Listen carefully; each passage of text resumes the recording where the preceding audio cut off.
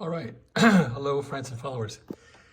Here's the Henry Radio 2KD-5 amplifier, and I've installed all the capacitors into this thing.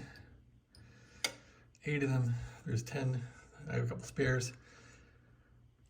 All these balancing resistors are intact with good ohms through them, 25k ohms. Here's a new one I put in. This was going to be a 22.5 resistor here. I put in a spare balancing resistor of 25k, very high wattage. There's the new diode. What else was shot? That resistor is working. Everything else is ready to go.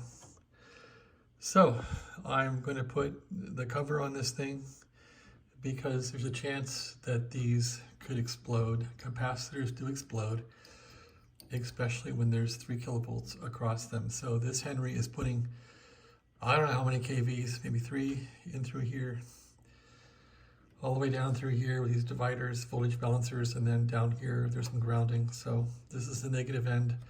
This is the positive end. All the capacitors, of course, are positive going this way, and they're in correctly. So let's see what this thing does.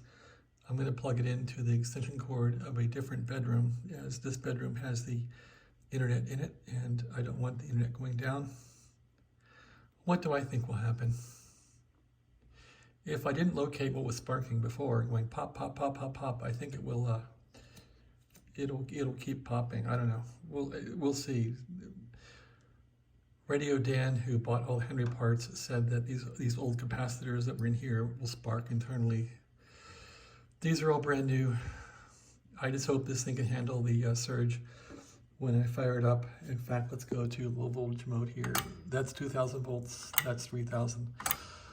Get a 2,000 volts there. I'm going to put the cover on here so I don't get shrapnel in my eyes from exploding capacitors.